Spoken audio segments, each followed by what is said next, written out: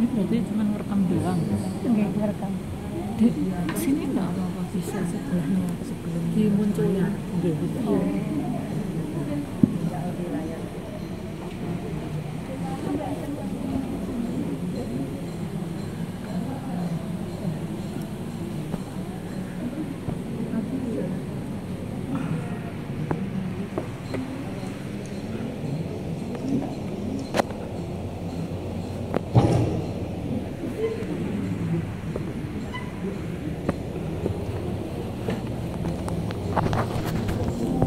Assalamualaikum warahmatullahi wabarakatuh. Alhamdulillah nahmaduhu wa nasta'inuhu wa nastaghfiruh wa na'udzu billahi min shururi anfusina wa sayyiati a'malina. Man yahdihillahu fala mudilla lahu wa man yudlil fala hadiya lahu. Asyhadu an la ilaha illallah wahdahu la syarika lahu wa asyhadu anna Muhammadan 'abduhu wa rasuluh. Allahumma salli wa sallim wa barik ala nabiyyina Muhammadin wa ala alihi wa ashabihi wa man tabi'ahum bi ihsanin ila yaumiddin. Ya ayyuhalladzina amanu taqullaha haqqa tuqatih wa la tamutunna illa wa antum muslimun. Ya ayyuhan nasu taqu rabbakumul ladzi khalaqakum min nafsin wahidah وخلق منها زوجها وبث منهما رجالا كثيرا ونساء واتقوا الله الذي تساءلون به والأرحام إن الله كان عليكم رقيبا يا أيها الذين آمنوا اتقوا الله وقولوا قولا سديدا يصلح لكم أعمالكم ويغفر لكم ذنوبكم ومن يطع الله ورسوله فقد فاز فوزا عظيما. أما بعد. Ibu bapak jamaah dan kaum muslimin dan muslimat yang saya muliakan rahimani wa rahmatullah.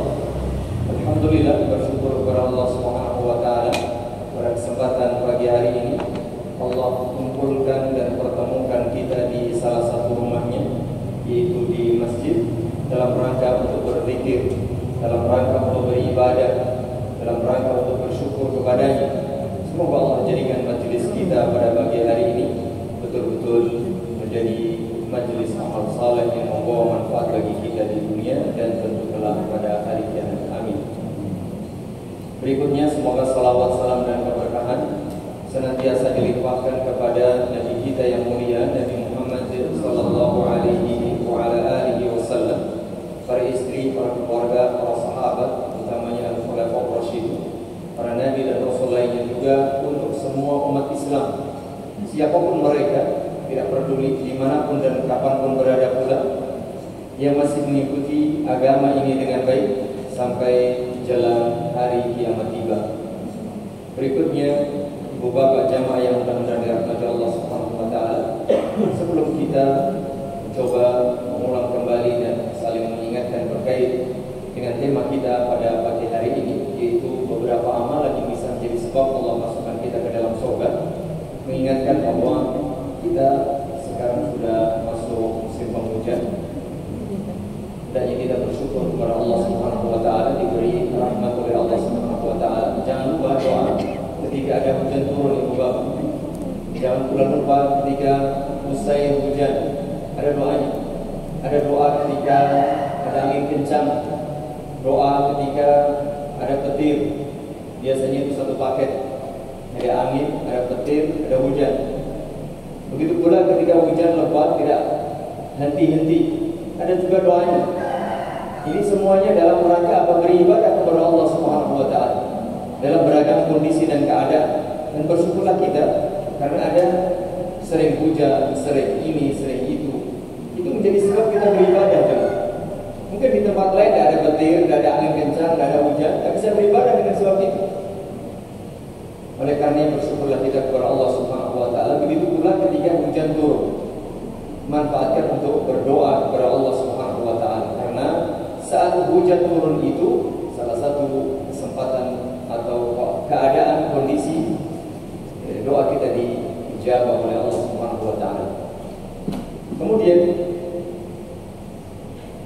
ingatkan pula bahwa kita sudah semakin dekat dengan bulan Ramadan, Bapak. Pertanyaan saya, sekarang bulan apa, Mas? Bulan apa? Bulan apa?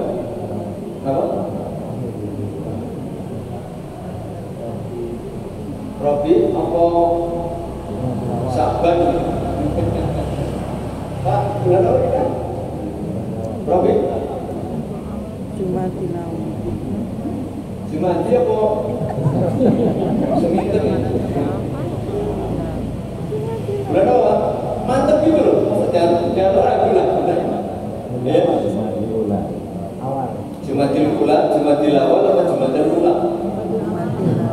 Udah beda ini versinya. Oke. Nah, kalau orang Jawa Jumatil Awal. Kalau orang Jawa Jumatil Awal. Kalau Hijriah Jumatil Ula. Jumada. Tulisnya Jumada ya. Kalau Jumadi itu orang Jawa. Jumatil Awal. Kalau yang Hijriah Jumada al-Ula. Jumada al-Ula. Ingat tuh. Jangan lupa jemaah. Jumada al-Ula. Habis itu apa? Jumada Tsaniyah. Kemudian Rajab, terus Sya'ban. Nah, kalau orang Jawa Jumatil Awal, Jumatil Akhir, Rajab, Ruwah. Baik, berarti Ramadan ya gak ada 4 bulan lagi, Bapak. Jangan lupa kita berdoa. Berdoa semoga Allah beri kita kesempatan untuk bersua dan bertemu dengan Ramadan. Semoga Allah beri kita taufik dan kekuatan untuk mengisi Ramadan dengan amal-amal ibadah yang sekian banyaknya itu dengan maksimal. Semoga Allah Subhanahu wa taala memberi kita pada akhir Ramadan itu derajat takwa dan pengampunan dari segala dosa. Amin. Tepatnya kalau hari ini tanggal berapa ya? Tanggal berapa? Tanggal 6. 5 atau 7? 6. 6. Baik. Tanggal 6 Jumatil Ula atau Jumatil Awal. Ya kadang beda-beda sedikit enggak apa-apa. Kalau enggak 6 ya 7, kalau enggak 5 ya 6 gitu. Tapi di kalender saya itu tanggal 6. Tanggal 6 Jumatil Ula 1445 Hijriah. Baik ibu bapak jamaah dan muslimin dan muslimat yang mudah-mudahan dirahmati Allah Subhanahu wa taala. Mari kita coba mengingat kembali berkaitan dengan apa saja amalan yang menjadi sebab kita dimasukkan oleh Allah Subhanahu wa taala ke dalam surga. Sebelum itu, mari kita lihat betapa surga itu sesuatu yang sangat merindukan diri kita, atau yang sangat kita rindukan. Sebagai seorang yang berislam, yang beriman, tentu tujuan utama kita adalah meraih surga, dan itu merupakan bentuk keridhaan Allah Subhanahu wa taala. Kalau kita beribadah untuk mencapai ridha Allah, ya ridha Allah itulah surga. Karena besok ketika semua penduduk surga sudah masuk ke dalam surga, maka Allah akan berikan keridhaan. Begitu pula ketika kita beribadah mengharap wajah Allah, ya besoklah kita di surga akan melihat wajah Allah Subhanahu wa taala. Dan begitulah jamaah, doa yang diajarkan kepada kita, Rabbana atina fid dunya hasanah wa fil akhirati hasanah wa qina adzabannar. Itulah sebenarnya tujuan akhir dari semua aktivitas, pekerjaan, ibadah, dan semua yang kita kerjakan di dunia itu, ya meraih wajah Allah, meraih keridhaan Allah, dan itu adalah surga yang diselamatkan dari api neraka. Sebagian firman Allah Subhanahu wa taala dan hadis Nabi alaihi salatu wasallam yang menjelaskan tentang surga, di antaranya adalah Allah Subhanahu wa taala menyatakan, innal muttaqina fi jannatin wa 'uyun. Sesungguhnya orang-orang yang bertakwa itu kelak berada di dalam taman-taman surga dan mata-mata air yang mengalir. Udkhuluha bisalamin aminin. Kata Allah Subhanahu wa taala, masuklah kalian ke dalam surga dalam keadaan damai, aman, sejahtera. Wa naza'na ma fi sudurihim min ghillin ikhwanan. Lalu kata Allah Subhanahu wa taala, kami cabut dari hati, dari dada mereka semua jenis bentuk rasa dengki, iri, hasad, dan semuanya dibuat oleh Allah Subhanahu wa taala menjadi saudara, ikhwan. Semua penyakit hati dihilangkan oleh Allah Subhanahu wa taala. Yang ada adalah persaudaraan. Ada sururin mutaqabilin. Semuanya berada di atas dipan-dipan yang saling berhadapan. La yamassuhum fiha nasabun. Di dalam surga tidak ada orang capek, Ibu Bapak. Tidak ada yang ngantuk, tidak ada yang capek, lelah, ya, boyokan tidak ada. Bapak-bapak ini kalau duduk nggak senderan nggak mudah. Ya, baru sebentar sudah mulai mundur gitu ya. Nggak ada besar lagi di surga. Wa ma hum minha bimukhrajin. Dan orang yang sudah masuk surga nggak ada dikeluarin jemaah. Nggak ada dikeluarkan dari surga karena kekal di dalam. Masya Allah. Ini sebahagian gambaran surga. Aneh kiranya kalau ada orang dikasih deskripsi gambaran seperti ini lalu tidak rindu, lalu tidak ingin. Tapi untuk itu semuanya tentu butuh perjuangan, pengorbanan dan kesabaran yang super ekstra aja. Kalau di dunia ini kita nggak ada berjuang, nggak ada berusaha, nggak ada bersabar, nggak ada berkorban, ya tangan lamun kan bahasa Jawa kita. Ada jauh panggang daripada api kan. Jauh panggang dari api. Oleh karenanya mari kita sedikit meluangkan, bukan sedikit ya, harus banyak. Bahasa kita berakit-rakit dahulu, berenang berlebihan. Bersakit-sakit dahulu, bersenang kemudian. Salah satunya kita luangkan waktu jamaah untuk saling menasihati. Begitu pula firman Allah Subhanahu wa taala, ya ibadi, wahai hamba-hambaku, la khaufun 'alaikumul yawma wa la antum tahzanun. Pada hari ini ketika mereka sudah masuk ke dalam surga, tidak ada lagi rasa takut bagi kalian dan kalian tidak akan bersedih. Siapa itu? Alladzina amanu bi ayatina wa kanu muslimin. Jadi syaratnya itu orang-orang yang beriman dan mereka tunduk patuh kepada kami. Mereka beriman kepada ayat-ayat kami dan mereka adalah orang-orang yang tunduk patuh kepada aturan, ajaran dan agama kami. Kata Allah Subhanahu wa taala, "Udkhulu, masuklah kalian al-jannata, ke dalam surga antum wa azwajukum tuhbarun." Dan istri-istri kalian yang akan disenangkan di dalam. Ini Ibu Bapak, seorang lelaki yang bertanggung jawab, seorang suami yang bertanggung jawab adalah seorang yang mengajak dirinya, keluarganya masuk ke dalam surga. Sebagaimana ini adalah tanggung jawab pertama dan paling utama bagi setiap lelaki. Ya ayyuhalladzina amanu qu anfusakum, wahai orang beriman, jaga diri. Sebelum jaga orang lain, jaga dirimu sendiri. Wa ahlikum, dan keluargamu, naro dari api neraka. Jadi suami itu berat, tugas berat di dunia, tugas suami. Tugas paling berat, tugas pemimpin paling berat adalah tugas seorang suami yang siap memimpin istri dan anak-anaknya. Karena apa? Tanggung jawabnya menjaga dirinya, menjaga istri dan anaknya serta semua anggota keluarganya selamat dari neraka. Kalau selamat dari neraka artinya masuk ke dalam surga. Bu anfusakum ahlikum nar. Kata Ali bin Abi Thalib radhiyallahu anhu, "Allimuhum wa adibuhum." Ajari mereka ilmu dan ajari mereka adab. Ini bagi para bapak, ajak istrinya ngaji, ajak anaknya ngaji, ajari mereka ilmu, ajari mereka adab. Kalau ada suami gak ngasih ilmu, gak ngasih adab kepada istrinya, kalau cuma ngasih makan, ngasih pakaian, ngasih duit, ngasih mobil, ngasih tempat, mungkin banyak yang bisa.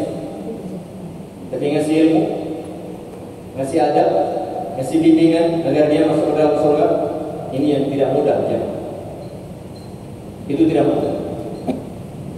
Makanya alhamdulillah kita dimudahkan oleh Allah Subhanahu wa taala untuk saling menasihati, mengingatkan akan tugas kita. Masuklah kalian di dalam surga bersama istri-istri kalian. Yutafu alaihim bisihafin min dhahabin wa akwab. Nah, besok itu kita dilayani jamaah di surga. Kalau ibu-ibu di dunia sekarang melayani suaminya, itu memang kewajiban penjenengan. Besok akan ganti dilayani. Itu sudah rumus. Al-jazaa min jinsil amal. Kalau di dunia nggak mau melayani, ya di akhirat jangan harap. Kalau besok ingin masuk surga dilayani, sekarang melayani. Seperti besok diedarkan piring-piring yang terbuat dari emas. Begitu pula ini gelas-gelas piala. Wa fiha ma tashtahihi al-anfus. Nih Bapak, di dalam surga itu kita akan mendapat semua yang diinginkan oleh diri kita. Pengen apa saja ada di situ. Ya, pengen goes, ada pengen goes. Ada pengen main bola, ada. Cuma nggak tahu besok kita mesti pengen goes mau main bola, nggak tahu. Ya, kayak terlalu kecil banget tuh keinginan. Ada es krim, es krim. Kalau pentingnya mesti ada. Tapi Allahu a'lam kita apakah bisa mesti pengen kayak gitu? Yang jelas semua keinginan kita ada. Orang ingin punya anak, bahkan disebutkan dalam sebagian hadis, orang ingin bercocok tanam ada, tapi nggak nunggu 3 bulan atau 6 bulan baru panen, langsung panen. Cocok tanam itu langsung nanam, langsung tinggi, langsung ini buah, langsung panen kan? Itu gambaran kehidupan di surga. Ufiha ma tashtahihil anfus wa taladdul a'yun. Semua yang diinginkan hati jiwa kita yang terbersit dalam benak kita ada, dan itu langsung jadi. Bahkan semua hal yang menyejukkan pandangan mata kita, semuanya akan kita raih di dalam surga itu. Wa antum fiha khalidun, dan kalian itu kekal di dalam surga itu. Wa tilkal jannah, itulah surga, itulah gambaran surga. Allati uristumuha bima kuntum ta'malun. Nah ini jamaah yang kami wariskan kepada kalian, di kalimatnya bima kuntum ta'malun, disebabkan dulu kalian beramal, disebabkan amal ibadah yang dulu kalian kerjakan di dunia. Berarti sebab masuk ke dalam surga itu apa? Amal. Kalau katanya masuk surga itu karena rahmat Allah, betul. Seberapa banyak amal ibadah kita gak bisa membeli surga. Hatta Nabi alaihi salatu wassalam, manusia paling sempurna, bahkan makhluk paling sempurna secara mutlak, yang amalannya paling tinggi, bahkan semua amal ibadah semua umat Islam ini masuk pahalanya kepada beliau, karena beliau menunjukkan ibadah agama ini. Man dalla ala khairin falahu mithlu ajri fa'il. Tapi beliau pun tidak bisa membeli surga, jemaah. Semua ini semata-mata karena rahmat Allah Subhanahu wa taala. Tapi rahmat itu ada sebab. Sebabnya apa? Beriman, beramal saleh. Kalimatnya bima kuntum ta'malun. Lakum fiha fakihatun katsiratun minha ta'kulun. Bahkan di dalam surga itu kalian akan mendapati beragam buah-buahan yang sangat banyak. Dan sebahagian itu bisa kalian nikmati, kalian makan. Kalimat di sini adalah wa tilkal jannatul lati uristumuha bima kuntum ta'malun. Itulah gambaran surga yang kami wariskan kepada kalian disebabkan amal ibadah kalian ketika di dunia. Jamaah yang mudah-mudahan dirahmati Allah Subhanahu wa taala, terlalu banyak nanti terlalu banyak firman Allah Subhanahu wa taala di dalam Al-Qur'an Al-Karim sebagai targhib, sebagai motivasi bagi kita umat Islam agar kita betul-betul fokus, tidak gagal fokusnya karena sebab ini, sebab itu, kesibukan ini, kesibukan itu, aktivitas ini, aktivitas itu. Jangan lupa bahwa tujuan kita adalah surga. Jangan sampai korbankan yang lain, kemudian kita malah menyimpang dari jalur kita menuju surga. Maka ini dia. Apa itu? Bima kuntum ta'malun. Jangan lupa kita beramal. Dan di dalam hadis juga banyak ya. Di antaranya adalah dari Jabir radhiyallahu anhu, kata Nabi alaihi salatu wasallam, ya'kulu ahlul jannati fiha wa yashrabun wa la yataghawwatun wa la yamtakhitun wa la yaqulun. Ini gambaran di surga itu Bapak. Orang di surga, penduduk surga itu makan, minum. Mereka makan, mereka minum. Tetapi mereka tidak, tidak buang air besar, tidak buang air kecil, tidak berdahak, tidak beringus, tidak keluar kotoran, jemaah. Tidak keluar kotoran sama sekali. Mohon maaf bagi ibu-ibu pun, azwajun mutahharah. Kalau di surga akan mendapatkan istri-istri yang suci, suci secara fisik lahir maupun suci secara batin. tidak ada haid, tidak ada nifas, tidak ada dahak, tidak ada umbelet, tidak ada. Tidak ada lagi ini buang air kecil, buang air besar. Termasuk juga tidak ada penyakit hati, cemburu nggak ada ibu-ibu. Yang di dunia ini cemburu, suaminya punya istri satu aja, maaf, kalau punya istri dua, cemburunya setengah mati. Bagaimana kalau lebih dari satu? Mungkin mati gitu. Kalau belum punya istri dua aja, cemburunya setengah mati. Kalau punya istri dua, mati. Jadi besok ada. Semuanya nggak ada. Rasa dengki, hasad, benci, permusuhan, sedih, nggak ada semua. Galau, nggak ada. Semuanya senang tuh. Ya, di surga semuanya bahagia, semuanya senang. Bahkan keringat yang dikeluarkan itu besok semua ini dikeluarkan dalam bentuk keringat, dan keringat itu berbau seperti minyak misk. Itu yang tidak ada itu Pak. Orang sekarang paling ganteng di dunia, paling cantik di dunia, ya kalau berkeringat bau, lah. Kalau buang air bau, lah. Ya. Tapi besok di surga, masya Allah, semuanya serba nikmat, semuanya serba senang. Walakinna ta'amahum zaka jisabun karashkil misk. Seperti keringat, seperti bergelegek itu apa bahasa Indonesia? Bersendawa saja. Kita besok cuma senang-senang. Kalau kita makan enak kan gelegek, bersendawa. Itu baunya misk. Ya. Kemudian di surga itu yulhamuna tasbih wa takbir kama yulhamuna nafas. Di surga isinya bertakbir, bertasbih kepada Allah sebagaimana kita bernafas. Jadi penduduk surga isinya bertasbih, bertakbir, memuji Allah Subhanahu wa taala. Tidak ada kata-kata kotor, tidak ada, semuanya baik. Ucapannya tasbih, ucapannya takbir, tahmid kepada Allah Subhanahu wa taala. Terus menerus tiada henti. Begitu jemaah. Itu sebagian gambaran, dan itu semuanya hanya bisa diraih bima kuntum ta'malun. Baik, jamaah yang mudah-mudahan dirahmati Allah Subhanahu wa taala. Mari kita mencoba menyebut beberapa poin yang berkaitan dengan apa saja amalan yang bisa menjadi sebab kita masuk dalam surga. Tentu yang pertama dan yang paling utama adalah tadi beriman. Adalah beriman.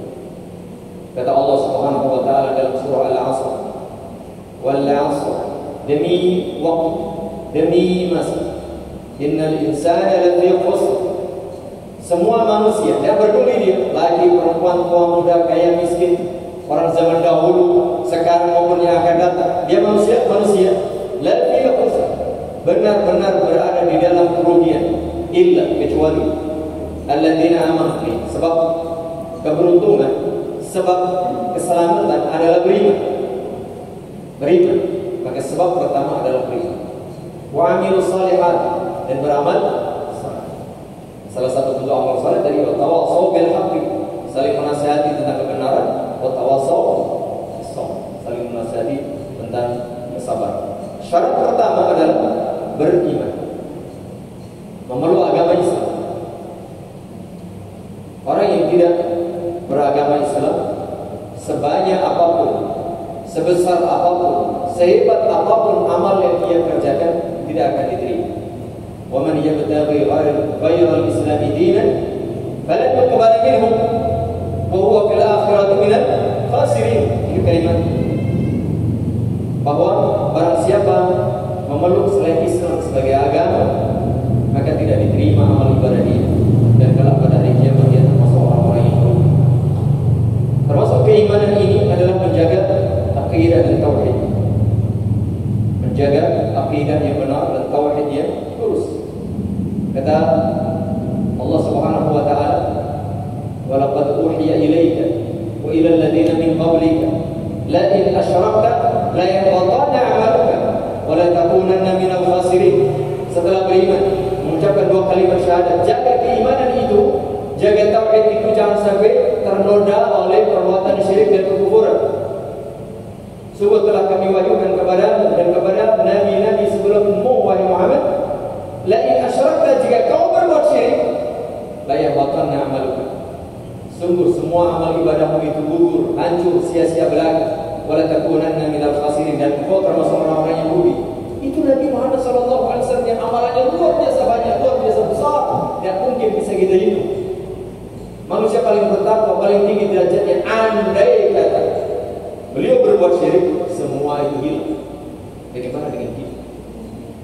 Ini sekian banyak dosa kita, mungkin luar biasa, amal kita masih sedikit. Kalau kita berani berbuat syirik, olehnya begini. Maka iman dan tauhid dijaga. Ini syarat pertama. Syarat pertama adalah iman dan tauhid. Kemudian wa'amilu salihat, beramal saleh.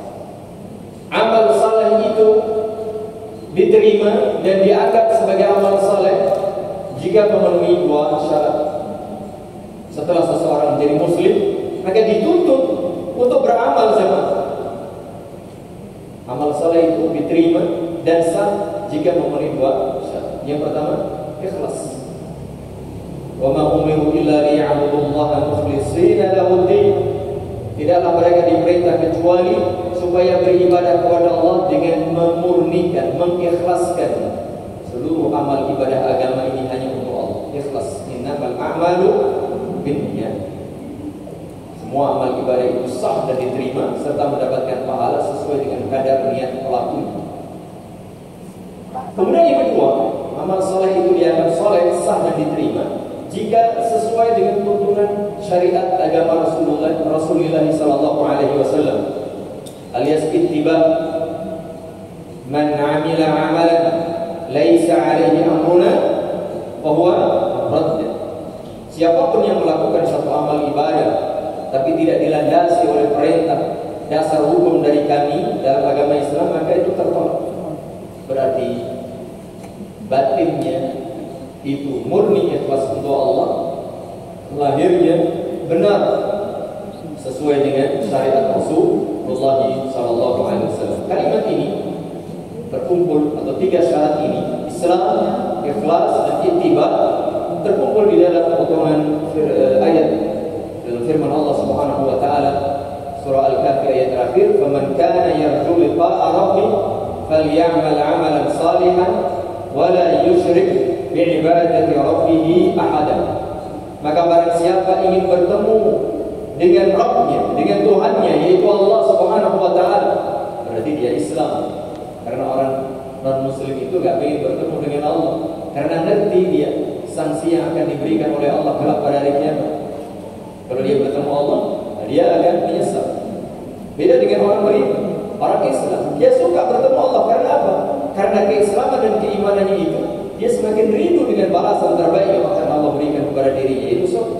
Maka dia suka dan bahagia, bergembira ketika bertemu dengan Allah Subhanahu wa taala. Itu Islam, itu iman. Yang kedua, falyamal 'amalan salihah. Hendaknya dia melakukan amal yang baik, amal yang saleh. Itu tadi al-ittiba, amal yang sesuai dengan tuntunan Nabi alaihi salatu wasallam. Wala yusyrik bi'ibadati rabbih ahada, dan tidak menyekutukan Allah dalam beribadah kepadanya. Tidak berbuat syirik dalam beribadah. Riya saja enggak boleh. Ini riya. Karena dia beribadah kepada Allah, enggak boleh syirik. Riya itu syirik kecil saja dilarang Ibu Bapak, apalagi syirik yang gede, tentu lebih dilarang. Ini syarat yang paling pertama, beriman dan beramal saleh secara umum. Nah, amal saleh itu amal yang ikhlas lillah dan amal yang benar sesuai tuntunan Rasulullah. Ini syarat pertama dan paling utama. Syarat pertama dan paling utama yang mau tidak mau mesti ada. Beriman, bertauhid, ya, kemudian ikhlas dalam menjalankan ibadah serta benar dalam melakukan. Ini harga mati, tidak bisa ditawar. Adapun amalan-amalan yang lain, Ibu Bapak yang mudah-mudahan dirahmati Allah Subhanahu wa taala, terlampau banyak. Jadi disebutkan pada sebagian ayat, begitu pula di dalam sebagian hadis Nabi alaihi salatu wassalam.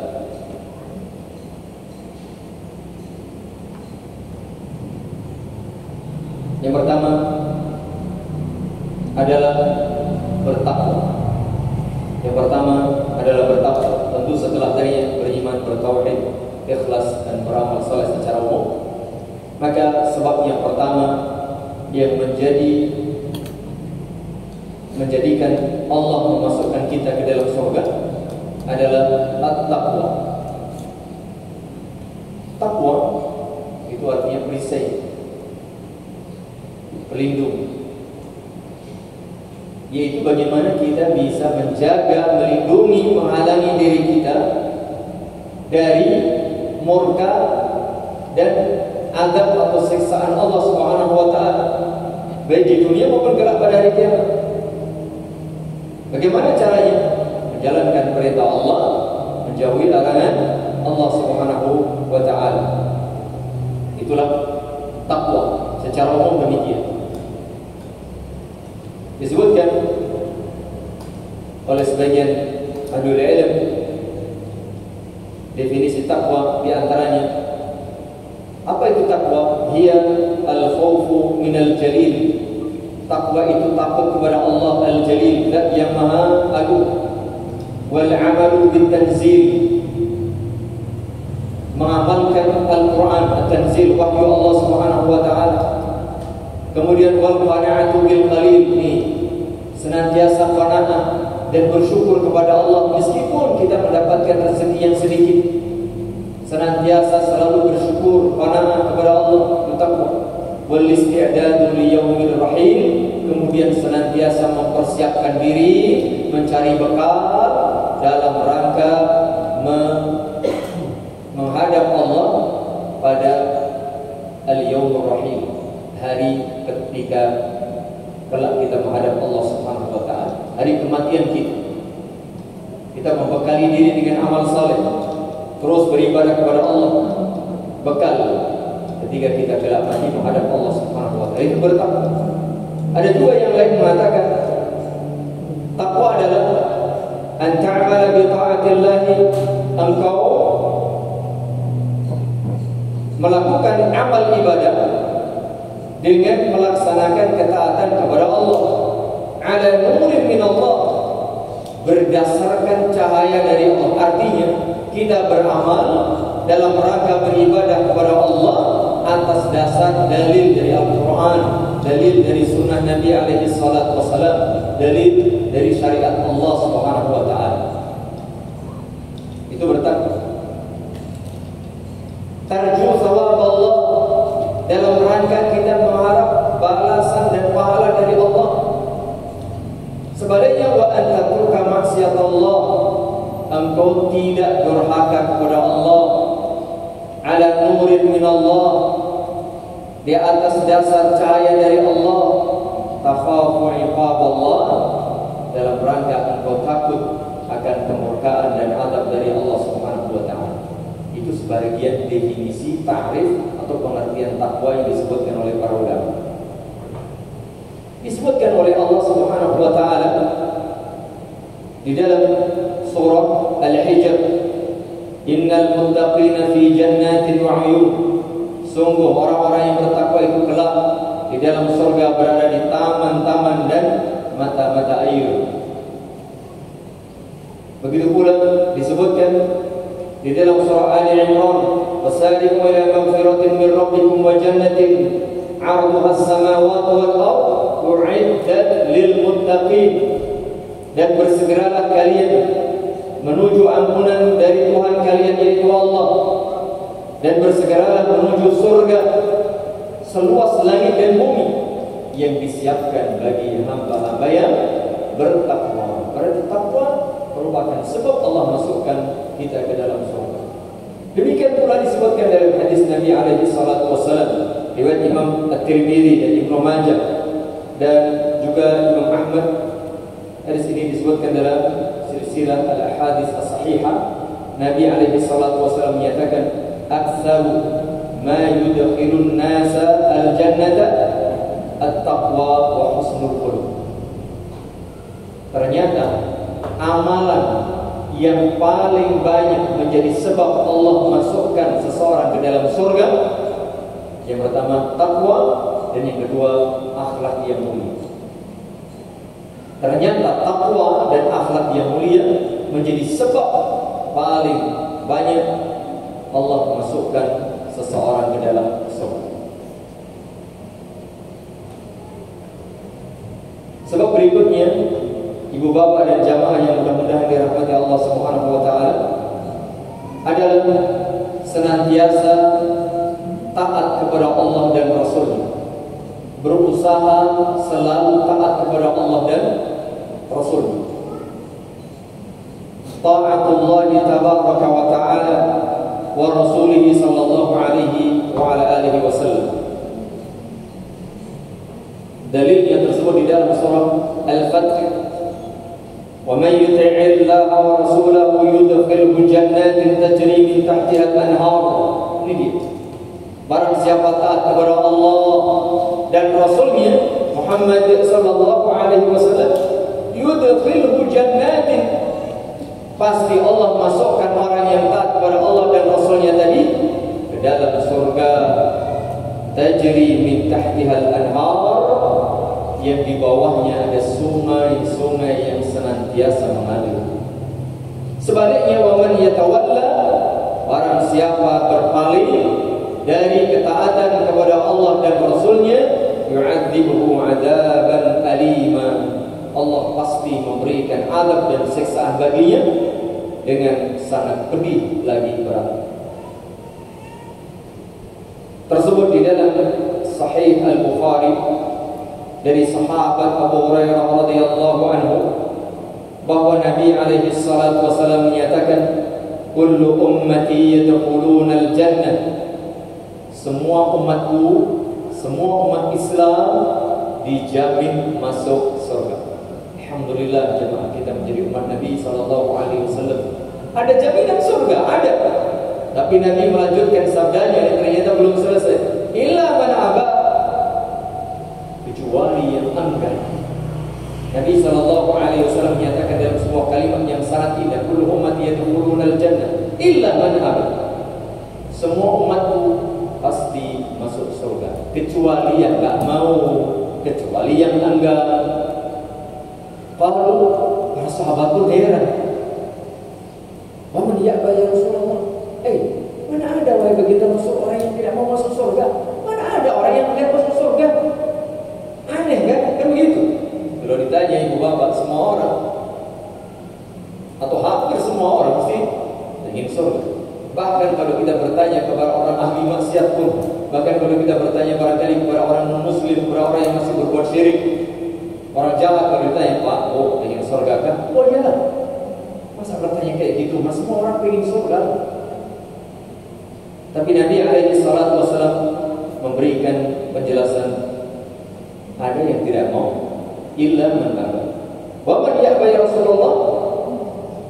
Maka Nabi alaihi salatu wasallam menjelaskan, man ata'ani dakhala al-jannah, barang siapa taat kepadaku, barang siapa menaatiku, dakhala al-jannah, pasti dia masuk surga. Wa man 'asani, sebaliknya orang yang durhaka kepadaku, menentang perintahku, tidak mau taat kepadaku, ya, menjadi orang-orang yang suka ngeyel kepadaku, dikasih tuntunan pun tidak mau, itulah faqad aba, berarti dia enggan masuk ke dalam surga.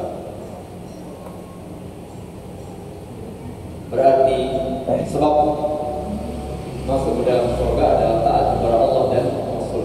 Taat kepada Allah pasti taat kepada Rasul. Taat kepada Rasul otomatis taat kepada Allah Subhanahu wa taala. Sebab berikutnya adalah bertaubat.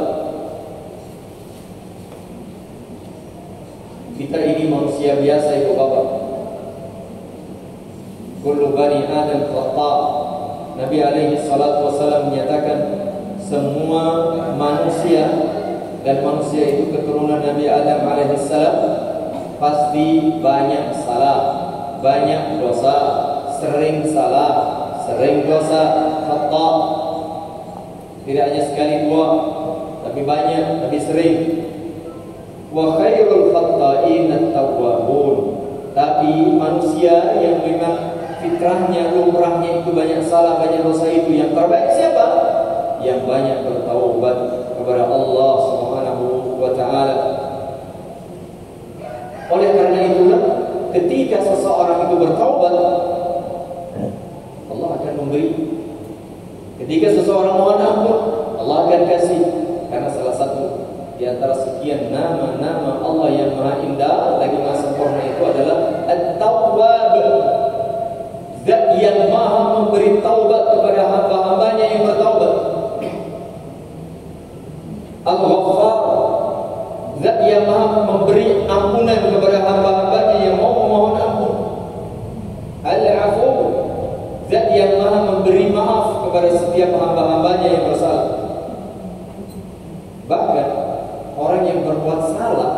berbuat dosa, kemudian dia bertaubat, dia beristighfar, dia kembali kepada Allah.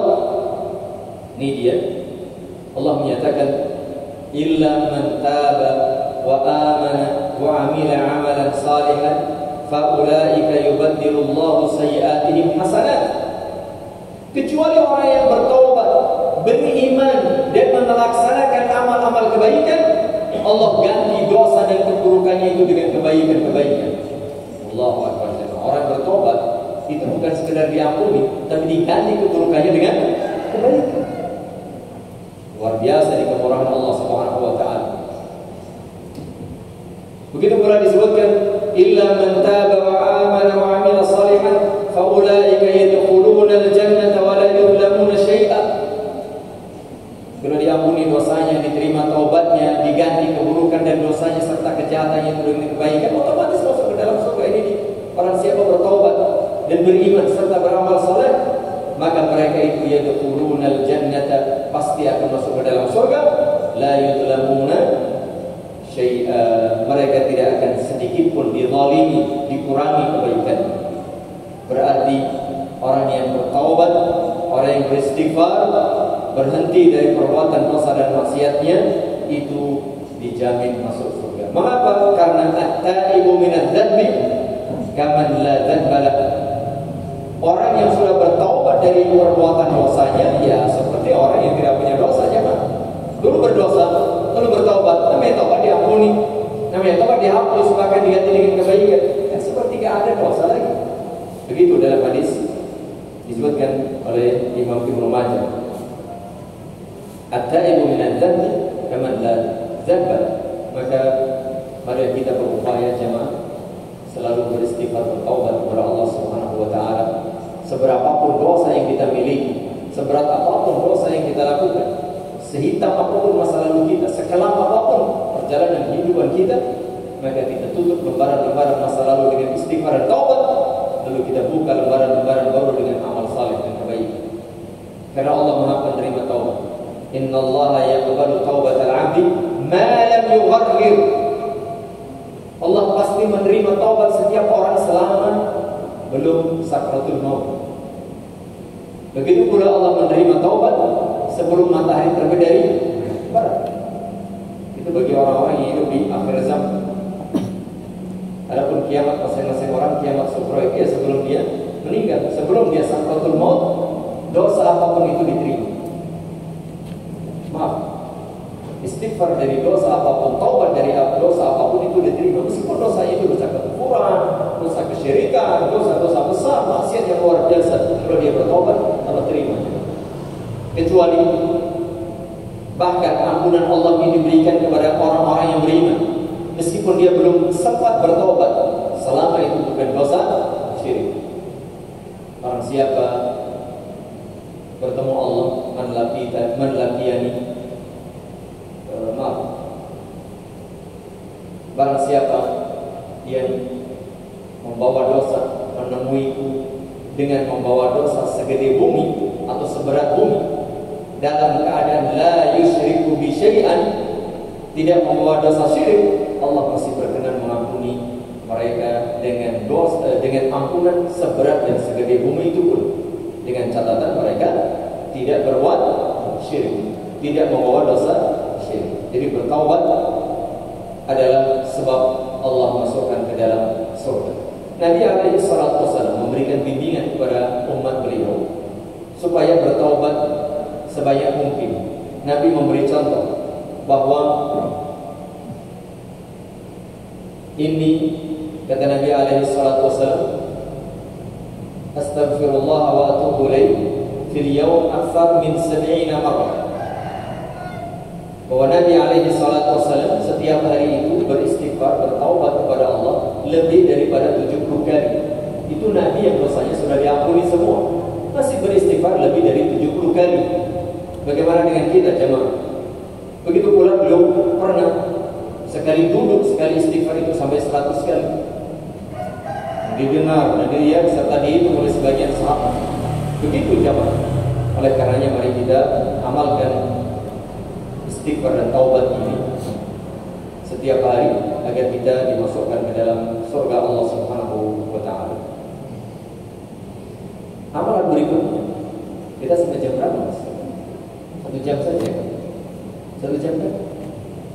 macam?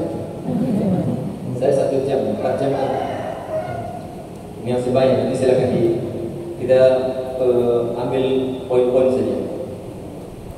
Sebab berikutnya, talabul ilmi, belajar, mencari ilmu, sinau, ngangsu kauro, ya, itu ternyata sebab Allah masukkan kita ke dalam surga. Sebab Allah masukkan kita ke dalam surga. Tentu dengan niat yang ikhlas karena Allah Subhanahu wa taala.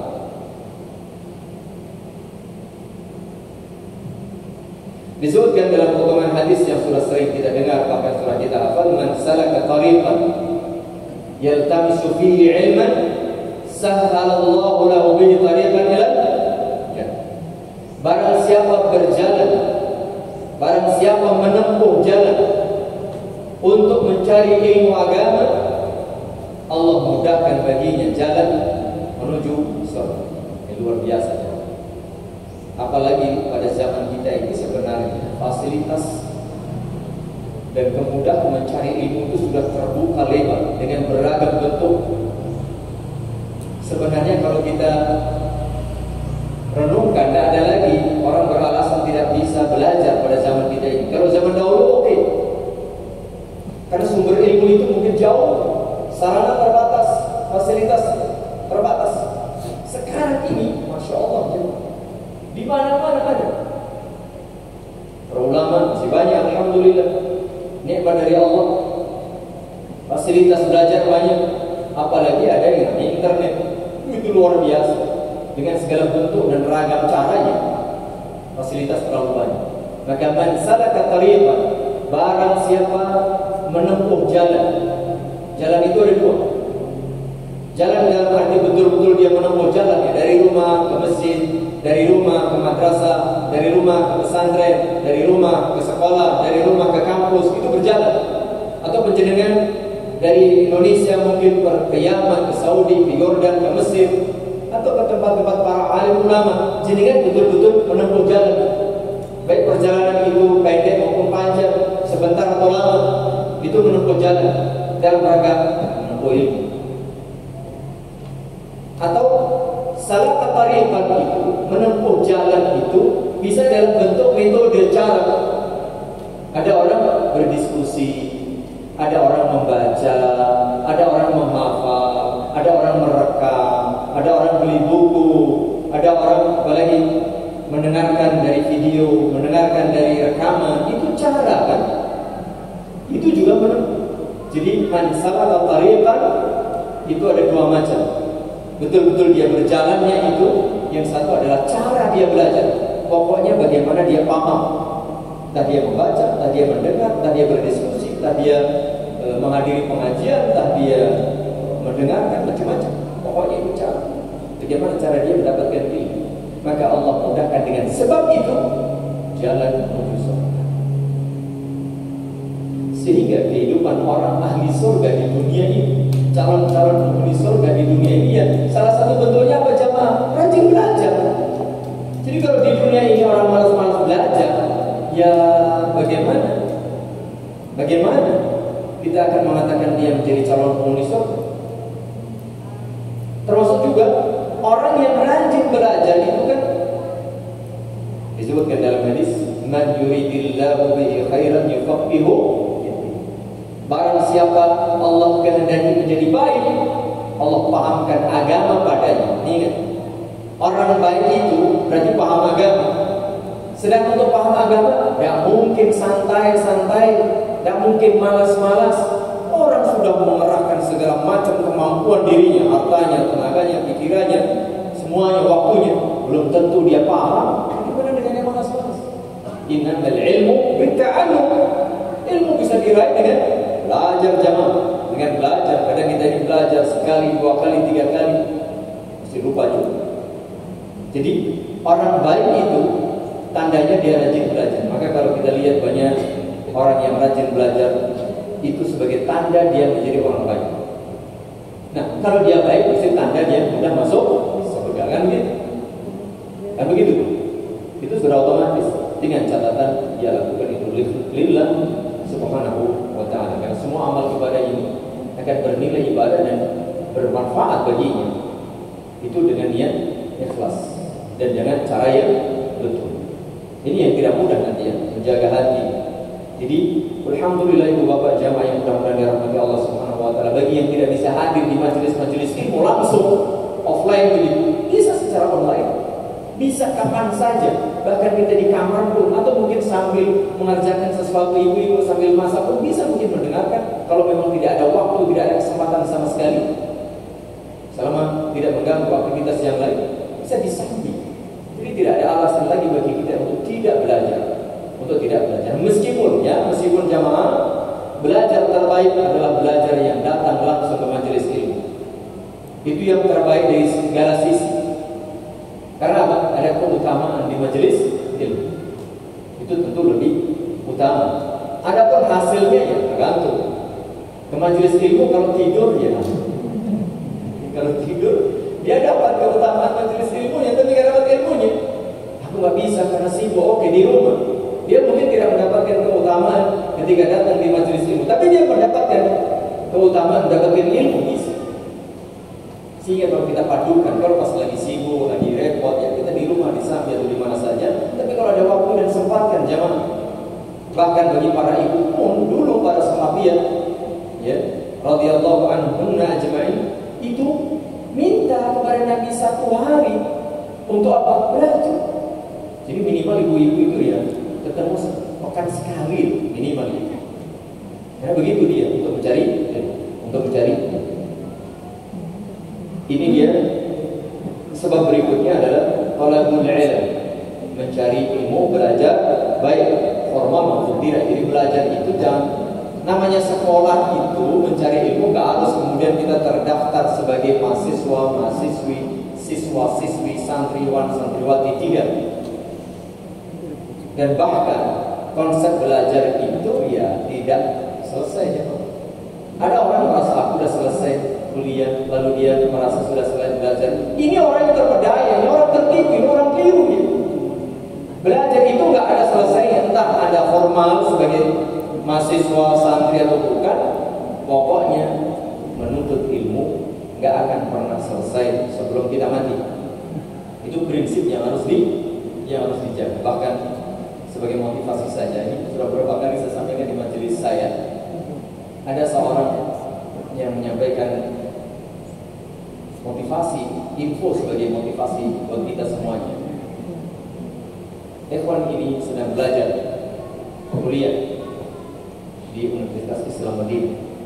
Beliau menyampaikan dulu ketika beliau belajar di SMA, neneknya itu termotivasi. Anakku, cucuku kok semangat banget dia belajar. Rela dia meninggalkan rumahnya, meninggalkan orang tuanya untuk nyantri, untuk mencari ilmu, padahal jauh sekali. Maka sang nenek ini termotivasi. Kemudian dia ingin belajar, ingin seperti cucu. Lalu sang nenek ini yang tidak punya ijazah SMA, akhirnya ikut ijazah ujian paket. Habis itu beliau mendaftar di universitas swasta tentu saja, lalu kuliah di sebuah institut ilmu Al-Quran pada saat usianya baru 80 tahun. Jadi mohon maaf ibu-ibu yang usianya sekarang ini sudah 20, 30, 40, ya silakan menyerah. Ini ibu-ibu, nenek-nenek baru 80 tahun tidak menyerah sampai selesai kuliahnya. Sekarang usianya sudah 90 sekian tahun, dia selalu mengajarkan Al-Quran. Jadi itu bagian dari menjaga kesehatan jemaah. Gak ada ulama yang tidur dulu, gak ada ulama yang kena Alzheimer ya. Ada. Ya kalau sakit fisik ada lah, sakit fisik namanya sudah umur segitu ya lemah habis segitu. Tapi otaknya sehat, hatinya apa lagi? Ya, otaknya sehat, diberikan untuk belajar terus. Hatinya sehat karena diberikan untuk beribadah, berzikir kepada Allah. Selalu berzikir, selalu bersyukur dan beribadah. Itu menjaga kesehatan hati. Kalau belum saling itu ya berzikir, bersyukur, beribadah nih. Kalau nggak ada tiga itu ya mati hati. Atau minimal sakit berat. Padahal yang diterima oleh Allah Subhanahu wa taala illa man syaa bil qalbi salim. Yang diterima oleh Allah hatinya yang bersih, hatinya yang sehat, selalu berzikir, bersyukur, dan beribadah. Otaknya yang sehat, senantiasa untuk membaca Al-Quran, untuk merenung ayat-ayat Allah, hadis-hadis Nabi, termasuk juga ayat-ayat kaumnya. Kalau ilmuwan, orang-orang hebat itu yang hanya otaknya saja, mungkin dia sehat, tidak pikun dia, tapi hatinya mati karena banyak yang tidak beriman. Sementara kita diperintah supaya merenung tadabbur alam, merenung tadabbur ayat-ayat Al-Quran, hadis-hadis Nabi, supaya kita pahami, kita imani, lalu kita amalkan. Itu dia sehat lahir batin, sehat akalnya, sehat hatinya, dan insyaallah ta'ala sehat fisiknya. Dan kalau kita tentu saja dengan gaya hidup yang sehat, insyaallah subhanahu wa ta'ala seperti itu. Ini orang, masya Allah ya, nenek-nenek yang sudah sepuh memulai perjalanan ilmiahnya secara khusus dari umur berapa? 80 tahun. Itu kan pesantren kita, setiap hari jadi santri. Iya. Ada yang umurnya sudah 80 tahun, Pak, berjalan kita. Baru 50 sekian kan, baru 60 mungkin. Iya. Belum ada yang 70. Masya Allah. Jadi semangat ya, ibu bapak semangat untuk belajar. Jangan kalah dengan anak kita, jangan kalah dengan cucu kita. Barangkali sudah punya cucu, mungkin kemampuannya bisa jadi kalah, tapi semangat tak boleh. Ya, karena usia itu sekedar tulisan angka. Bolehlah rambut kita sudah putih, tapi semangat tidak boleh kita luntur, tidak boleh. Ya, seperti itu. Kalau yang lain kita mengejar dunia tidak pernah lelah. Kita mencari kesenangan. Oh, orang kuliner itu, masya Allah sudah gemuk masih kuliner. Semuanya dicoba. Ya, sudah gemuk padahal dia. Ya. Mengapa kemudian dia kalau baca Al-Quran belum lancar, tidak mau baca Al-Quran tidak penting. Yang penting kita paham. Karena saya mesti begitu. Ya kan? Ngaji amal itu nggak penting. Yang penting sedikit tapi ikhlas. Lama-lama nanti nggak berapa nih. Gak banyak alasan. Setan itu pintar-pintar jemaah, profesornya banyak. Jadi kita harus begitu. Ini tetap belajar Al-Quran, belajar ini, belajar itu. Karena itu ibadah. Khairukum man ta'allama Al-Quran wa 'allama. Jadi orang terbaik itu, jadi juara itu orang yang mau selalu belajar Al-Quran. Kalau sudah bisa, ajarkan Al-Quran. Jadi gak akan pernah selesai jemaah. Hatta kita diberi umur 1000 tahun pun, 2000 tahun pun, andai kan begitu, gak akan pernah bisa selesai belajar ilmu ini. Karena ilmu Allah tak terbatas. Baik, itu mencari ilmu, maka terus semangat jemaah. Jangan alasan tua. Jadi saya selalu motivasi begitu. Jangan alasan sibuk. Kalau alasan tua, Pak, penjaringan masih statusnya berubah, masih status sebagai manusia? Oh masih. Anda masih hidup, masih belajar. Selama status kita manusia tidak berubah nih. Selama status kita masih hidup, selama itu pula kita wajib belajar. Tidak peduli Anda sepuh, Anda muda, Anda kakek, nenek, ya, tidak perlu. Tidak perlu. Semuanya. Anda masih hidup dan Anda masih berstatus sebagai manusia. Tetap belajar. Ya, tidak ada alasan. Siapapun dia, anakku banyak, pekerjaanku sibuk, sesibuk apapun ibu-ibu mungkin dengan pekerjaan rumahnya, ngurusi anak-anaknya, apalagi mungkin dia juga ngajar, mungkin begini. Tidak ada alasan untuk tidak belajar. Apalagi ibu-ibu yang jadi ustazah, gak mungkin penjaringan bisa memberi kalau tidak memiliki. Maka seorang guru, seorang ustaz itu tidak ada istilah berhenti belajar. Justru karena pekerjaan profesinya sebagai guru, dia harus selalu banyak belajar. Makanya para ulama itu tidak semakin bodoh ketika dia menyampaikan ilmu, semakin pintar jangan. Semakin banyak ilmu. Kenapa? Pasti akan semakin luas. Sampai pasti ulama itu selalu belajar. Jangan dikira ulama itu bukan berhenti belajar, tidak. Mereka tidak akan pernah berhenti belajar, meskipun ilmu mereka seperti ini. Contoh lain adalah Imam Ibnu Jauzi yang sudah umur 90 tahun tidak pernah berhenti belajar untuk mendalami Al-Quran lagi. Jadi usia beliau 90 tahun ketika nama beliau sudah tinggi sebagai seorang alim besar. Itulah contoh bahwa kita tidak boleh berhenti belajar. Dan dengan talaqul ilm ini jadi sebab Allah mudahkan kita masuk ke dalam. Satu lagi deh. Satu lagi. Banyak, ada 30-an.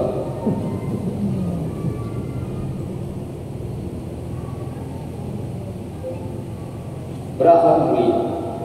Jadi disebutkan supaya aksar ma yudkhilun nasa al-jannata taqwallahi wa husnul khuluq. Amalan yang paling banyak menjadi sebab seseorang masuk ke dalam surga apa itu? Bertakwa kepada Allah dan akhlak yang mulia.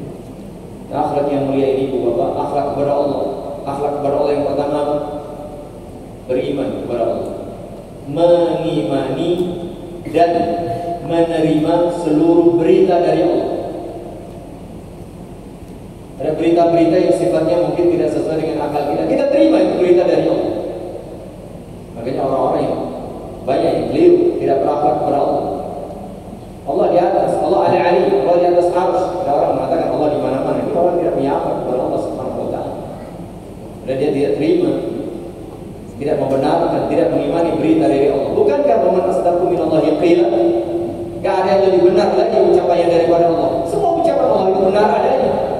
Kenapa Anda tidak percaya? Kenapa tidak beriman?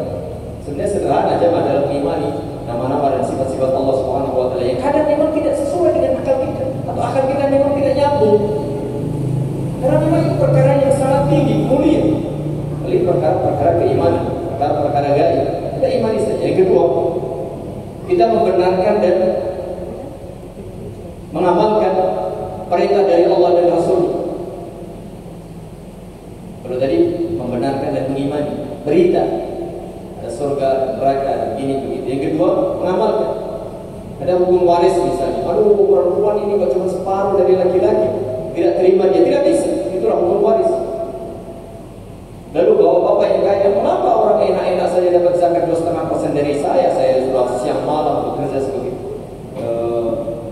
nikotangi ya, sudah jatuh bangun.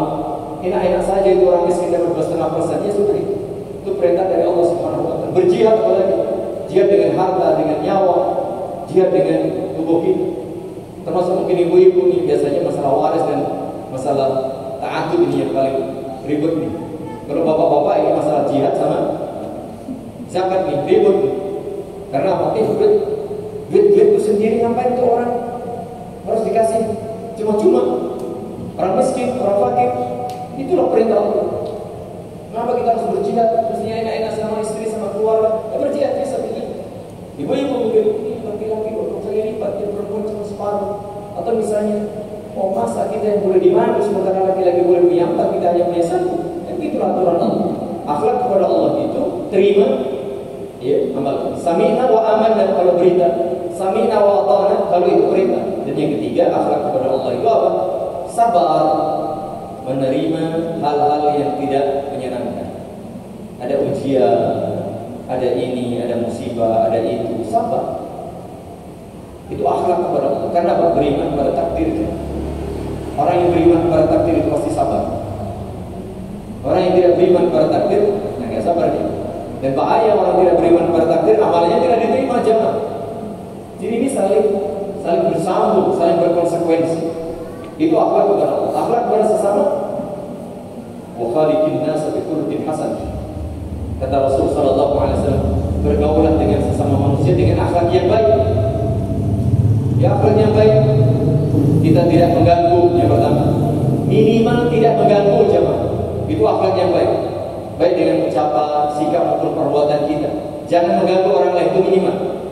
Yang kedua, kalau bisa berilah kebaikan. Khairun nasi anfa'uhum linnas. Yang terbaik adalah yang paling bermanfaat. Beri apa? Beri senyum, beri salam, beri doa, beri manfaat, beri apa saja.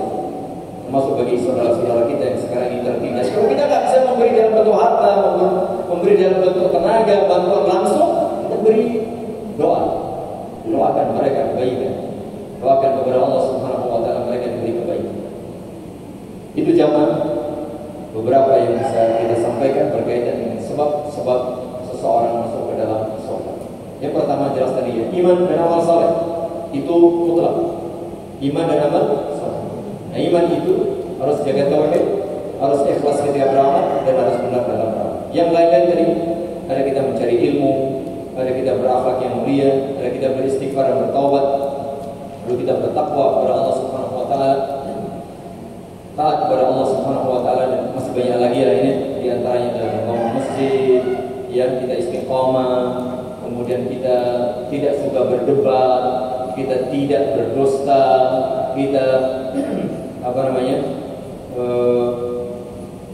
menjaga ikhlas, kemudian senantiasa menjaga salat 5 waktu di masjid bagi bapak-bapak ini, kemudian banyak salat, haji yang makruh, baca ayat kursi. Ini yang amalan-amalan praktis jamaah. Jangan lupa ya, baca ayat kursi setiap selesai salat fardu ini. Setiap selesai salat fardu, masukkan salah satu wirid dan zikir kita adalah ayat kursi, Bu Bapak. Jangan lupakan ini. Jangan lupakan. Begitu pula menebarkan salam, suka memberi makan dan seterusnya. Ada pula termasuk ibu-ibu nih, bersabar mendidik putra-putrinya. Ini salah satu sebab masuk surga ibu-ibu, khususnya ya, bukan hanya ibu-ibu sebenarnya, bapak-bapak juga, tetapi ini secara khusus ibu-ibu biasanya langsung berinteraksi lebih dengan putra-putrinya. Bersabarlah punya anak. Ya namanya anak kadang begitu tadi, kadang malas, kadang nakal, kadang ini, kadang itu. Ya harus sabar. Kalau Anda sabar, itu sebab Anda mendapatkan pahala yang besar dan menjadi sebab masuk ke dalam surga. Begitu pula secara khusus bagi ibu-ibu ya, ibu-ibu yang menjaga salat 5 waktu, kemudian menjaga puasa Ramadan, menjaga kehormatan dan kemaluannya. Kemudian yang keempat, taat pada suaminya nih, jaminan surga. Ini luar biasa nih, spesial bagi ibu-ibu, spesial bagi ibu-ibu. Kemudian nih bagi para pedagang, bagi para bisnismen, jadilah pedagang, penjual, pembeli atau pebisnis yang mudah. Ojo ngel-ngel kok wis. Jadilah orang yang memberi kemudahan. Dodolan iki ya sing mudah lah. Untung sithik karo kanca dhewe alhamdulillah. Berjual beli yang mudah, jangan mempersulit. Kemudian ketika nagih, memberi pinjaman, ketika menagih, berilah kemudahan. Karena orang yang suka memberi kemudahan Allah kasih kemudahan. Itu ya al-jazaa'u min jinsil amal. Itu dia. Ini ada banyak sebenarnya. Suka memberi maaf, ini juga dapat pahala masuk ke dalam surga. Di antaranya itu. Kemudian juga amalan-amalan lain. Contohnya ya, misalnya ada orang yang berpuasa, kemudian dia menjenguk orang sakit. Yang kedua, berikutnya dia mengantar jenazah, dan yang keempat bersedekah. Siapa yang bisa mengumpulkan amalan ini dalam satu hari, jaminan surga. Puasa, bersedekah, menjenguk orang sakit, dan mengiringi jenazah. Dulu ketika ditanya oleh Nabi, siapa yang hari berpuasa? Abu Bakar jawab, saya wahai Rasulullah. Siapa yang hari menjenguk orang sakit? Saya. Siapa yang mengiringi jenazah? Saya. Siapa yang bersedekah? Saya. Abu Bakar ini gak main-main jemaah, orangnya kurus, tapi ibadahnya Masya Allah. Barang siapa yang mengumpulkan dalam satu hari 4 amalan ini, jaminan surga. Jaminan surga. Dan banyak sekali ibadah yang nanti penjenengan bisa baca berkaitan dengan sebab-sebab khususnya, sebab-sebab khusus tadi yang bisa mengantarkan kita masuk ke dalam surga. Demikian jemaah, tidak usah banyak-banyak. Yang penting bisa kita catat sebahagian, dan kita mohon kepada Allah Subhanahu wa taala tentu untuk bisa mengamalkannya. Apalah artinya terlalu banyak tapi lupa, atau terlalu banyak tidak bisa kita amalkan, maka lebih banyak, yang lebih baik adalah banyak tapi juga banyak yang dihafal dan diamalkan. Tapi paling tidak ada sedikit kita bisa amalkan, itu menjadi amalan andalan. Dan pesan saya, kalau bisa kita punya amalan andalan, selain amalan wajib itu punya andalan, punya spesial. Jadi jangan hanya yang wajib. Betul, yang wajib saja sudah bagus. Tapi kalau bisa ada amalan spesial yang sunnah. Ada orang ahli puasa sunnah, mungkin ahli sedekah, mungkin ahli sholat malam. Karena kalau semuanya belum tentu bisa. Tapi kalau bisa, oh aku ini kalau malam sulit tidur, ya sudah pernah untuk sholat malam. Oh aku kalau siang ini perutku nggak tahan lapar, ya mungkin nggak usah puasa. Kalau memang tidak mampu. Ada yang ahli puasa, ahli sedekah, ahli membantu orang lain, ahli ini, ahli itu. Kalau bisa semuanya itu lebih mudah. Kalau tidak, kira-kira apa yang bisa saya maksimalkan dan menjadi istiqomah? Jadi istiqomah bagi. Begitu jemaah. Mudah-mudahan bermanfaat bagi kurangnya mama. Coba. Ada pertanyaan? Oh, ada. Silakan. Jazakallahu khairan atas pemaparannya. Insyaallah banyak sekali faedah yang bisa kita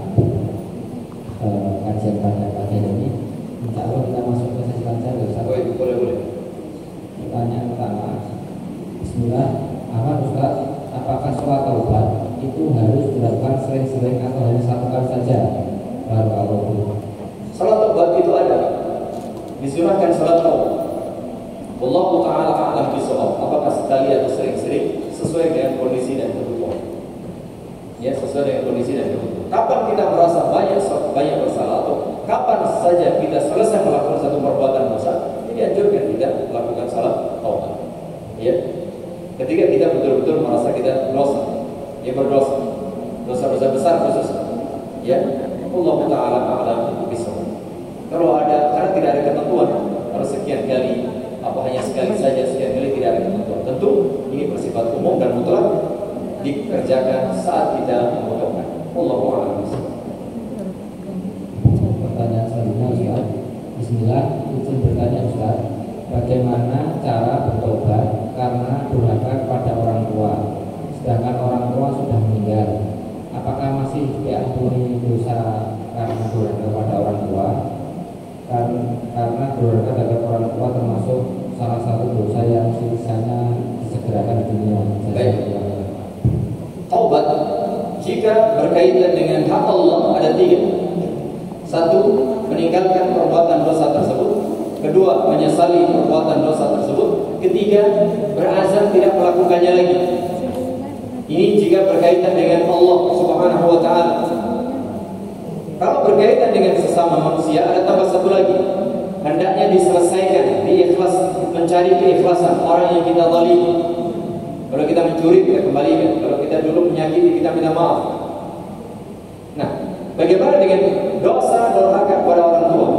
Ya, kita setelah kita bertobat kepada Allah, kita menyesali, kita tinggalkan, tidak durhaka lagi, lalu kita berazam tidak ingin melakukan durhaka lagi, ya keempat, kita minta maaf kepada orang tua. Jika orang tua kita masih hidup, kita mohon maaf kepada orang tua. Jika orang tua kita masih hidup, bagaimana jika orang tua kita sudah meninggal dunia? Jika orang tua kita sudah meninggal dunia, maka perbanyaklah dari istighfar dan taubat kepada Allah untuk Anda, dan perbanyaklah istighfar untuk orang tua Anda. Karena orang tua Anda sudah meninggal. Lalu berikutnya, perbanyak amal ibadah atas nama orang tua. Salah satu yang berdoa dan istighfar itu sampai. Lalu Anda sedekah atas nama orang tua, itu sepakat ijma ulama sampai. Oh, saya mau wakaf masjid atau saya sedekah, ya Allah Ta'ala yang untuk orang tua saya, itu sampai. Ini memperbanyak kebaikan buat orang tua kita,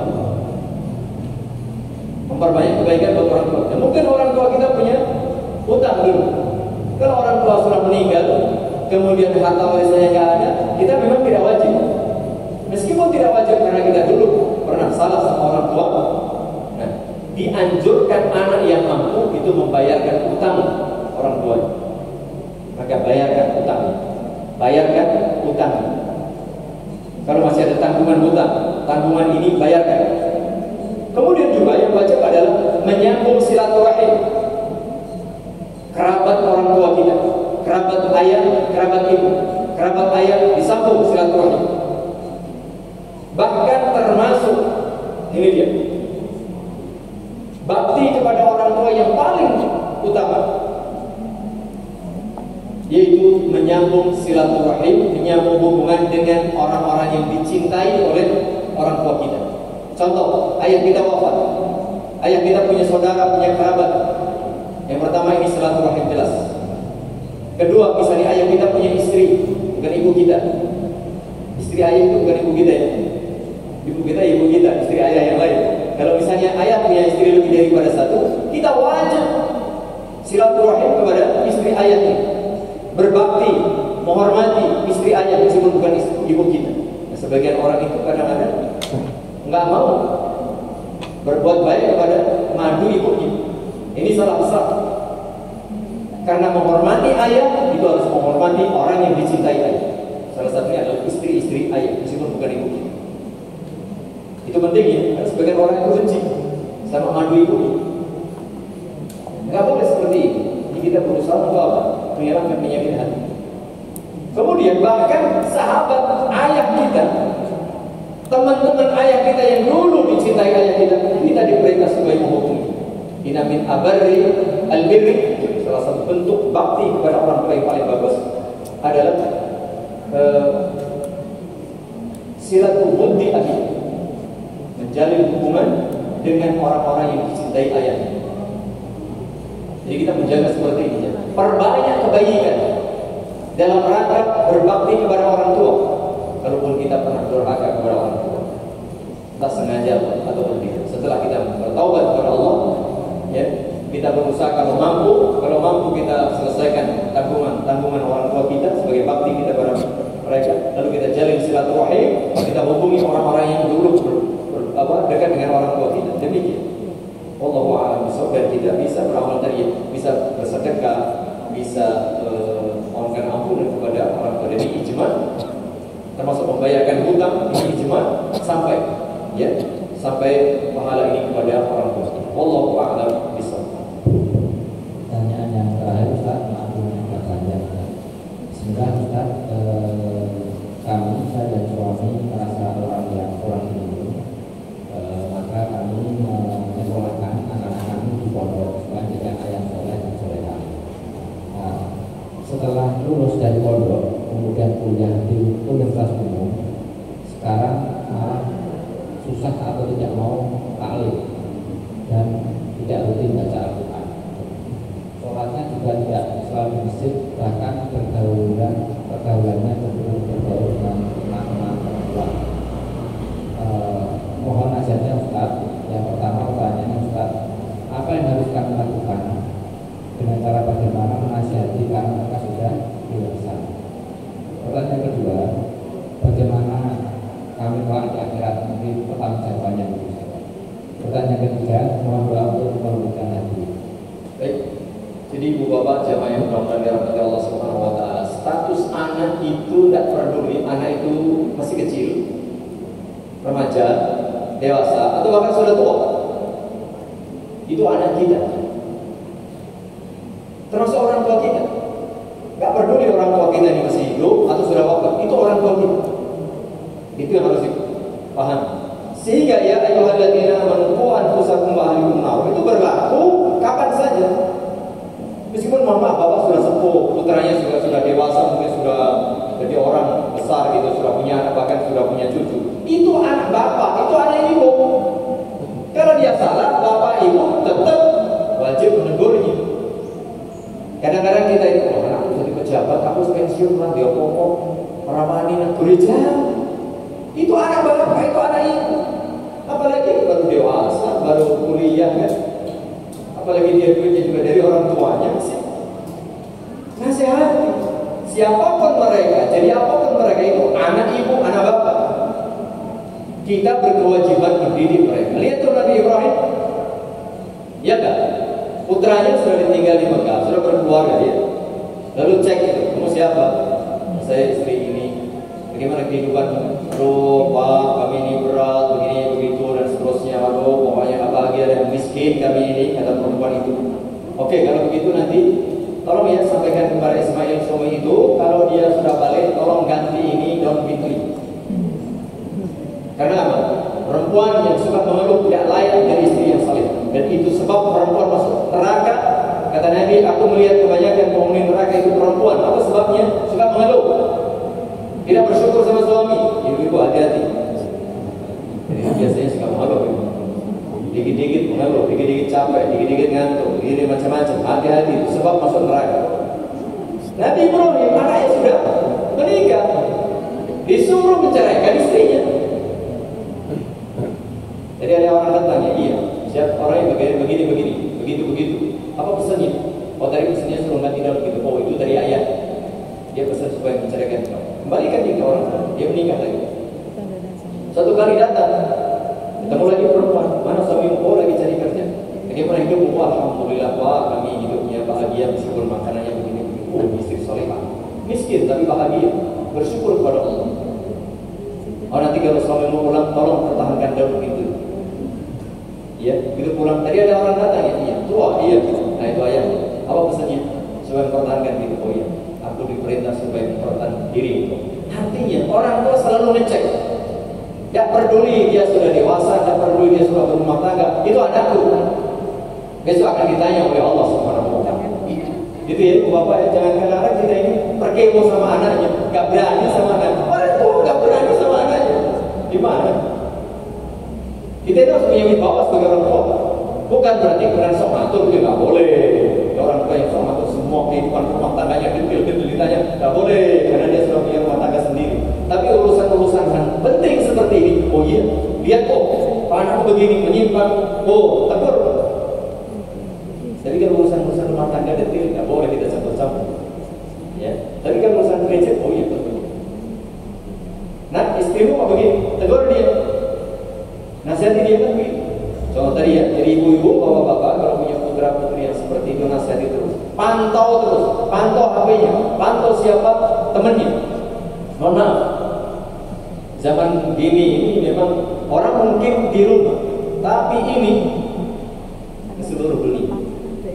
Ada seorang yang ternyata tidak tahu anaknya menjadi penjudi online. Bukan 10.000, 10 juta, 100 juta, ratusan juta. Ujung-ujungnya siapa yang kena? Orang tuanya harus bayar hutang.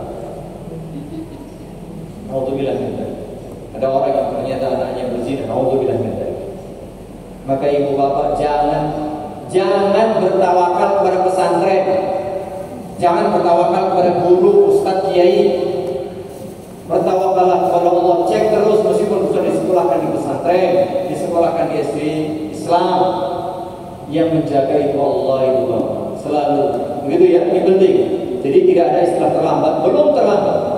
Pertama, berdoalah kepada Allah. Doa orang tua itu mustajab ibu-ibu, apalagi musim hujan, apalagi musim sedih.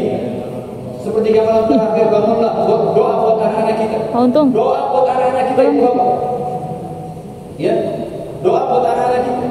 Jangan berdiam diri. Meskipun anak kita tadi sudah gede, itu anak ibu, anak bapak. Berdoalah kepadanya. Ya, berdoa. Karena doa apalagi sambil cucuran air mata orang tua ini mustajab. Doa buat anak-anak.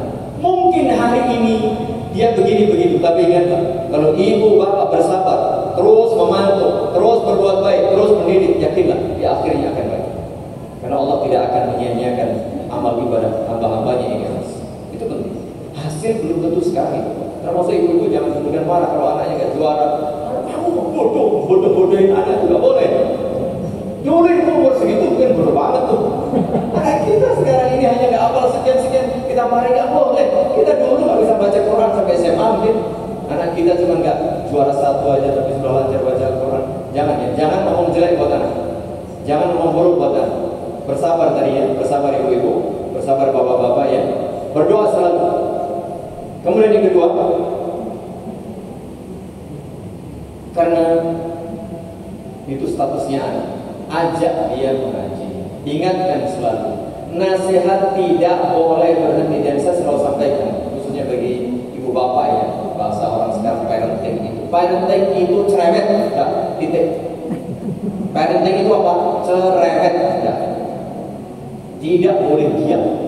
Pantau terus, nasihati terus, sampaikan terus, kontrol terus. Itu anak, karena itu anak kita. Jadi jangan, oh ini ya tinggal caranya bagaimana anak kita nyaman. Bukan kemudian diatur seperti robot, enggak. Anak diarahkan, bukan disesuaikan harus dengan keinginan kita, tidak. Anak seperti apa, kemampuannya beda-beda, tapi selalu diarahkan. Berikutnya, jauhkan mereka dari teman-teman yang buruk.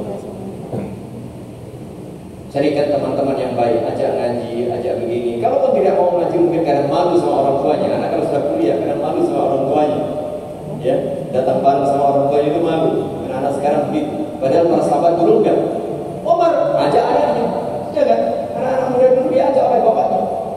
Bahkan kadang anaknya sebenarnya lebih pintar, ya enggak? Ketika ditanya ada sebuah pohon, ini perempuan bagi orang Islam, orang beriman. Gak ada yang menjawab, ada Omar, ada Abu Bakar, Abdullah bin Umar, nanti cuma dia segan. Ini dia, akhlaknya, adabnya luar biasa. Dia tidak merasa hebat, karena ada orang-orang sepuh yang harus dihormati. Nanti kalau saya jawab, jatuhlah di harga diri mereka. Pintar mereka. Masya Allah jemaah. Jadi ajak mereka ngaji. Kalau nggak bisa datang langsung, mungkin difasilitasi. Karena tadi ya, mungkin dimasukkan ke grup ini, grup itu. Ya monggo. gitu ya. Itu yang jelas. Tetap jadi ibu nasihati, ibu doa, dan ibu berusaha sambil introspeksi barangkali ada kesalahan-kesalahan dalam mendidik saat itu. Berikutnya bagaimana doa untuk melembutkan hati. Nabi alaihi salatu wassalam senantiasa mengajari kita, atau salah satu doa yang sering beliau baca adalah ya muqallibal qulub tsabbit qalbi ala din. Itu doa yang hendaknya selalu kita baca. Nah itulah sebab kita istiqamah.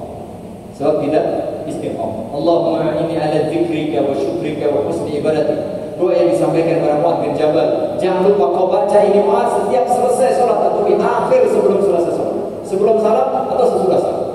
Jangan sekali-kali kau tinggalkan. Fala tada'anna dubura kulli salatin maktubah an taqul Allahumma inni ala dzikrika wa syukrika wa husni ibadatik. Ini doa yang ibu bapak jangan lupa. Ya Allah, bantu aku untuk selalu berzikir, bersyukur dan beribadah dengan baik padamu. Hati kita akan ya muqallibal qulub tsabbit qalbi ala din. Ya Allah yang membolak-balikkan hati. Hati kita ini bisa berubah-ubah setiap saat, cepat sekali. Maka lembutkan hati kami, teguhkan hati kami, senantiasa istiqomah di atas agama. Begitu ibu dan bapak-bapak yang bisa kita sampaikan. Tentu saja masih banyak, tapi paling tidak seperti itu. Dan sabar dan terus bersabar, serta husnul dzan ibu ya, berprasangka baik kepada Allah. Jangan sampai kemudian kalau misalnya hari ini belum hasil, lalu kita mutung itu apa bahasa Indonesia? Ngambek, putus asa, tak boleh. Jangan sekali-kali putus asa. Kalau anak kita begini, anak kita nakal, anak kita ini, introspeksi. Barangkali ada kesalahan kita istighfar, kita tobat, perbaiki diri sambil terus nuton kepada Allah, terus nuton kepada Allah. Ya, karena Nabi menyatakan sallallahu alaihi wasallam, "Ud'ullaha wa antum muqinuna bil ijabah." Berdoalah kepada Allah dalam keadaan yakin kau dikabulkan. Husnul dzan kau dikabulkan. Karena kalau kita tidak husnul dzan, kita merendahkan Allah. Kalau sudah direndahkan, Allah enggak kasih. Begitu ya. Dan kesuksesan itu ibu bapak bukan instan, kadang harus sebuah proses. Ketika mengalami kita ujian anak kita begini, kita diuji kesabaran kita, diuji istiqomah kita. Nanti kalau berhasil, masya Allah, kita pun sukses menjadi orang istiqomah, menjadi orang sabar, karena kita pun berhasil. Dan keberhasilan itu adalah di akhir. Innamal a'malu bil khawatim. Dan akhir itu adalah faman zuhziha 'anil nar wa udkhilal jannah faqad faz. Barang siapa dijauhkan dari neraka dan dimasukkan ke dalam surga, itulah hakikat kesuksesan, keselamatan dan keberuntungan yang sejati.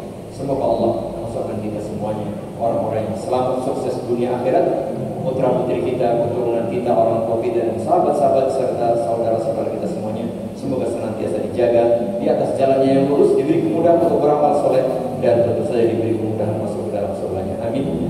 Subhanakallahumma wa bihamdik, asyhadu an la ilaha illa anta, astaghfiruka wa atubu ilaik. Assalamualaikum warahmatullahi wabarakatuh.